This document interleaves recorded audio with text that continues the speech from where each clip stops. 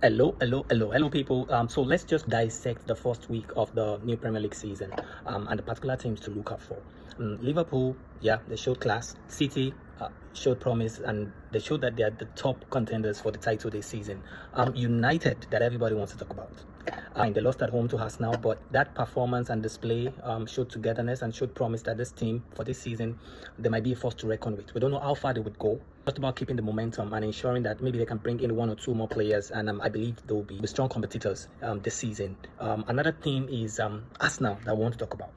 So Arsenal fans, from that your first performance against United, do you think you guys are winning the league?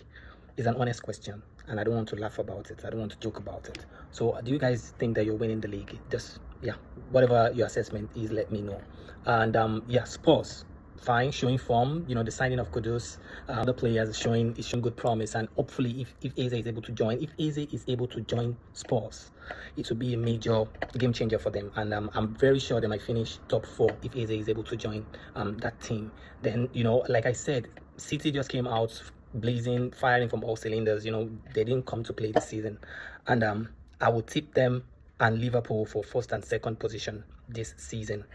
Two teams that have shown us that the championship football is no child's play. That would be Leeds and Sunderland. Both really promoted to the Premier League, won their opening games. Leeds won 1-0 against Everton, and Sunderland won 3-0 against West Ham.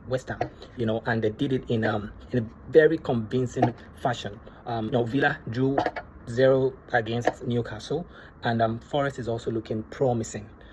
So this season is still a bit tricky. Liverpool, I'm not totally convinced at the moment because there's still a bit of disjoint amongst the players. Understandably so, they're still trying to understand each other. And Chelsea, the almighty Chelsea, we don't talk about Chelsea. And the reason why we don't talk about Chelsea is because, like I've always said and maintained, Chelsea is the gypsy of the Premier League. Chelsea is a team that is unpredictable. They will disappoint you, and they will come and they will make you proud at the end of the day. So I'm not going to dwell much on Chelsea because I believe Chelsea would always find a way around. No matter how rough the start might be, Chelsea would always find a way around it. Newcastle, I can't say so much for Newcastle just now. I would like to wait and see. As regards Isak and the transfer saga and everything, please know, my own personal opinion is that football is a business. The player is trying to benefit, the agent is trying to benefit, and also the club would like to do what is best for them as an organization. So it's a business, and it doesn't help anyone to burn bridges. And I wouldn't like Isak to do that. I wouldn't like him to do that because not like he has had a long run of good seasons, to be honest. He's a prolific striker. We know that. He's good, very good in transition. He's a playmaker. He has only done that few moments, especially in the Newcastle jersey. He only did it prolifically for like maybe maximum 2 seasons, and you put pen to paper. You were not forced to sign another contract. You still have 3 years on your new contract. So if you want to leave the club in that circumstance, you have to tread carefully, and you need to do it in a very diplomatic way.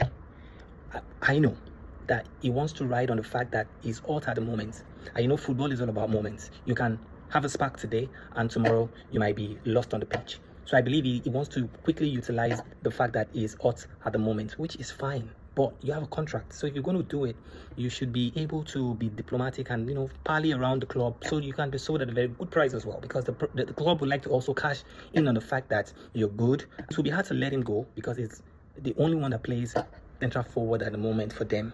So it will be hard, and the club would like to protect their own interest as well. But if you come out and you're saying that you're not going to play anymore, you're only going to make it hard for not just yourself, for your family, and also for any club, any prospect that wants to sign you. Be handled maturely. The signs were there towards the end of the season. Maybe you asked for an upgrade or something, and Newcastle refused to give you that. It still doesn't mean you should just burn bridges, just make a mess of the relationship that you've built over the years. And don't forget, there's something called legacy in football. You might leave. If you leave in this fashion, your history can easily be erased from the club because there have been other better players. Come on, Shearer is there. We still speak of him highly. The highest goal scorer in the Premier League history is there. We still talk about him. And there are people that didn't score up to Shearer that will still make reference to because of what? Because of the way they comported themselves, because of the way they handled transfer situation, and just left. And the legacy lives on. So it would be nice for you to just calm down. Try and see if you can rebuild the relationship, rebuild the trust. Even if you're not going to go this season, Reed or Liverpool can still come back for you. So don't just try to cash in. It might not pay you at the end of the day. You know, imagine Newcastle insisting that you're not going to go anywhere. So what do you do about it? So I just believe that the situation can be managed properly rather than, you know, everyone just trying to make a mess of the whole thing.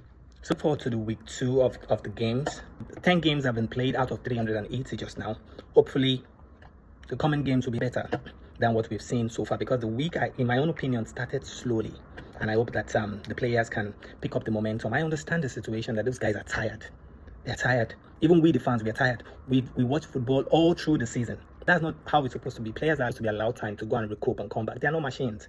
You know, even we fans, we also have family life that we have to balance. Even if we are just enjoying the game, we still need to balance up some other things that we find ourselves doing. So I'll be back probably later on in the season to just give my take on how I see things. Okay? So I'll be back. Enjoy. Bye.